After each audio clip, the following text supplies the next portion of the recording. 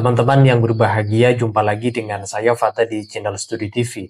Pada kesempatan kali ini, mari kita simak tanggapan dari salah seorang pengkaji nasabah Alawi, yaitu Kiai Haji Nur Ihya, yang menjelaskan tentang ada indikasi di mana PBNU hari ini seolah-olah dijadikan sebagai kendaraan untuk kepentingan-kepentingan politik sesaat atau kemudian untuk mencapai sesuatu kemudian menunggangi PBNU. Ada narasi yang berkembang demikian. Sekaligus juga teman-teman saya ingin mengajak kalian untuk melihat bagaimana Menteri Bahlil menyampaikan terkait dengan adanya pencabutan izin dari 4 perusahaan di kawasan Papua yang diduga ada indikasi-indikasi yang merusak lingkungan. Termasuk kemudian yang viral adanya keterlibatan dari Pak Fahru Rozi, salah seorang pengurus PBNU hari ini yang menjadi komisaris PT Gaknikal. Nah, untuk itu teman-teman mari kita simak bagaimana tanggapan dari Kiai Haji Nurhya terhadap adanya PBNU dan hari ini. Mari kita simak videonya berikut ini. PBNU sekarang jadi lahan cari nafkah, bukan cari ridho Allah. Kan sudah kami peringatkan beberapa tahun yang lalu. Negara kita ini tempatnya para preman bersarang, menguasai. Sistem premanisme, tidak hanya preman yang benar-benar terlihat seorang preman dan gerombolannya, tapi preman-preman berdasi, preman-preman berjubah, preman-preman berkacamata, berjas ria, ya banyak sekali. Akhirnya apa? Nggak bisa maju negeri ini. Sulit untuk maju kalau dekat di reformasi.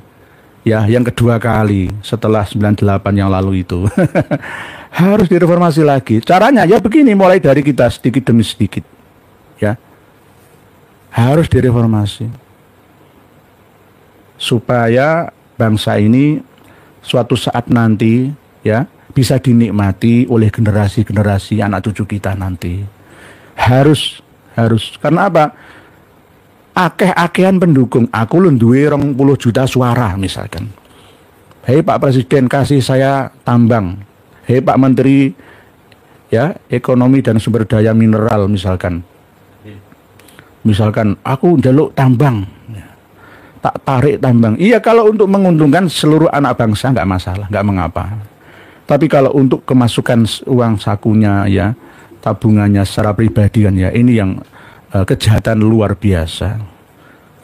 Tambang yang ada di Raja Ampat ya, tambang nikel ya, lebih besar yang di Morowali. Nikel yang di Raja Ampat itu sejak tahun 2017 yang lalu sebenarnya, mulai tahun 1970. Tapi tidak terlalu dekat dengan wisata bahari, wisata murni Raja Ampat. Nah ini kan baru terkuak karena medsos ya. Ya akhirnya banyak orang yang kok ada ya PBNU ketuanya masuk ke situ. Lah inilah yang dikhawatirkan nanti kalau begitu-begituan ya NU ini akan disetir oleh uang gitu loh. Penguasa, tunduk dengan kemauan penguasa. Yang penting dikasih uang saja. Kalau amanah nggak masalah. Kebanyakan itu kiai itu bukan urusannya tambang. Kiai ngurus tambang itu bisa juga masuk dalam kategori idza wusidal amru ila ghairi ali fantadirisa'ah. Ada bagiannya sendiri. Dalam sejarah bendahara NU yang ditangkap oleh KPK itu siapa? Ya baru kemarin itu, nggak pernah ada dulu-dulu itu. Itu pun ditutup kok beritanya kan. Ya gara-gara ini.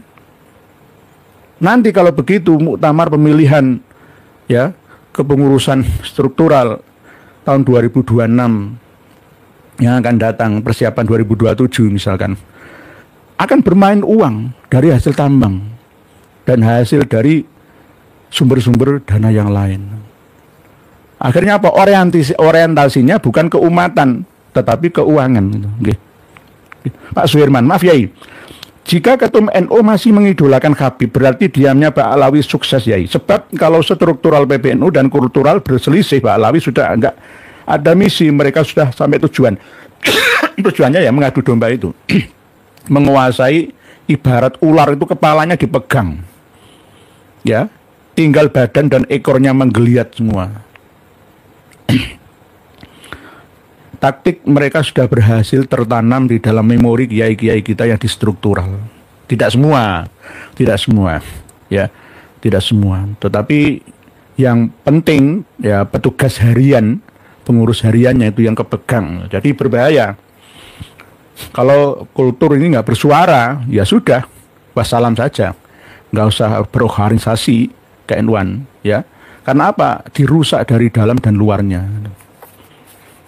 Buktinya apa? Jatma sudah dikuasai sebagai kebangkitan dari Jatman, ya, Jatma Aswaja. Bukti bahwa memang Jatman itu ya tidak rela dilepasnya, yang akhirnya mendirikan saingannya Jatma Aswaja itu. Masa kita masih belum terbuka mata? Itu tentu kita harus benar-benar waspada, jangan sampai jatuh pada lubang yang sama. Orang mukmin itu tidak akan pernah jatuh pada lubang yang sama. Kegagalan yang pertama itu akan jadi pelajaran kita bersama.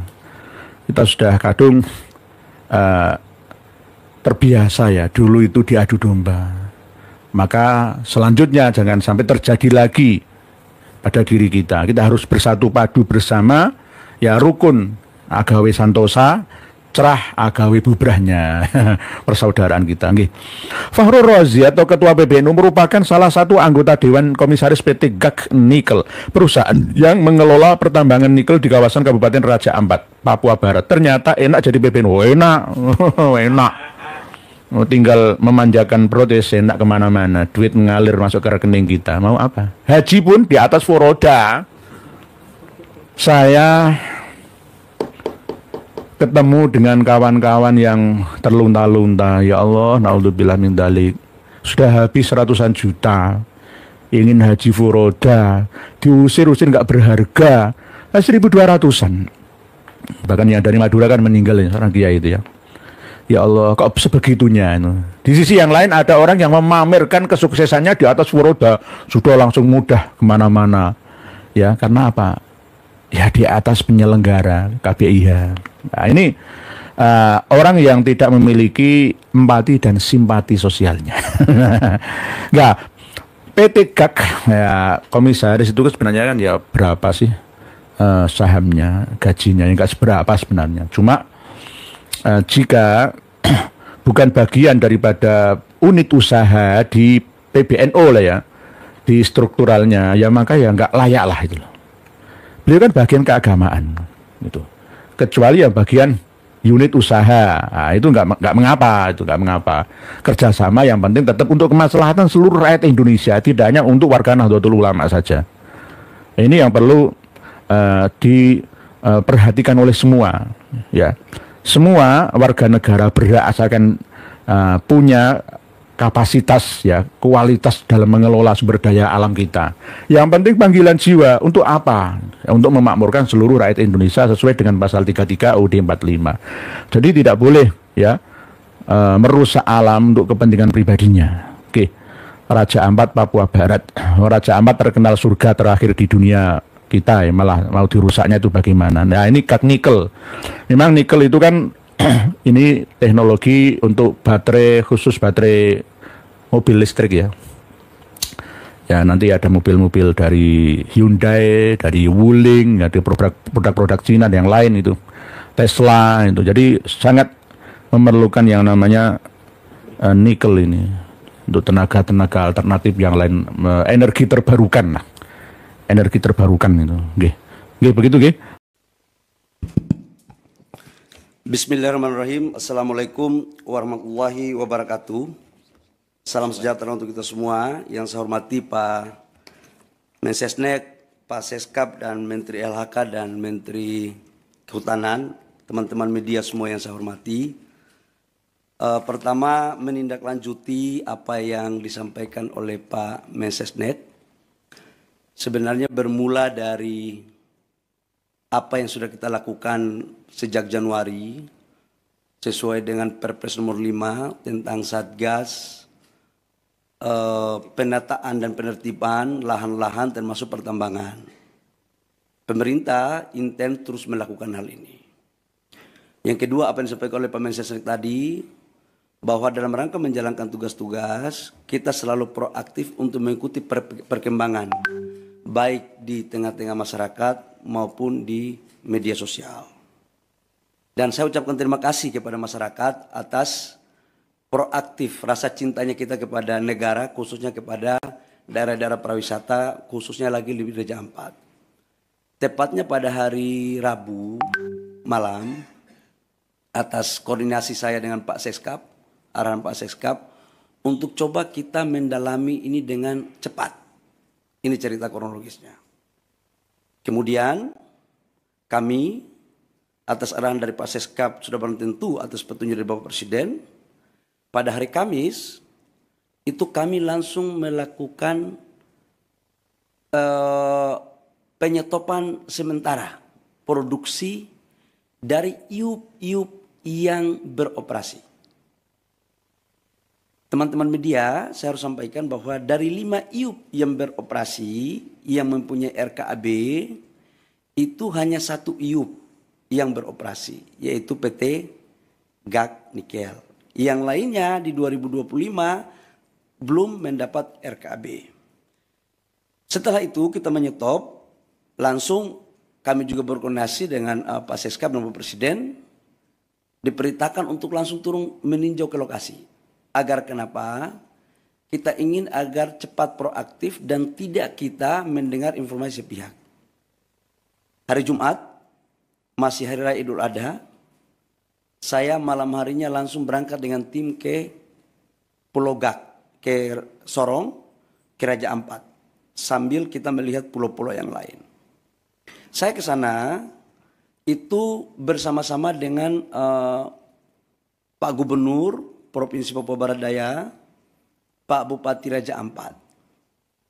Kenapa ini kita lakukan? Bapak Ibu semua, kita ingin tahu kondisi yang sesungguhnya apa sih sebenarnya. Izinkan saya untuk memasang slide tentang PT-PT yang ada di Raja Ampat. Ini sesungguhnya PT Raja Ampat, Pak Hanif. Jadi kalau kita lihat di media sosial, seolah-olah Payemo ini adalah pusat pariwisatanya Raja Ampat. Ini geoparknya Raja Ampat. Dan seolah-olah ini sudah menjadi, mohon maaf, kerusakan lingkungan. Seolah-olah waktu kita belum turun. Nah ini ada 5 PT, di mana PT Nurham, lokasinya di sini, PT Anugerah Surya Pertama di sini, PT KW Sejahtera Mining di sini, PT Mulia Raymond Perkasa itu di sini.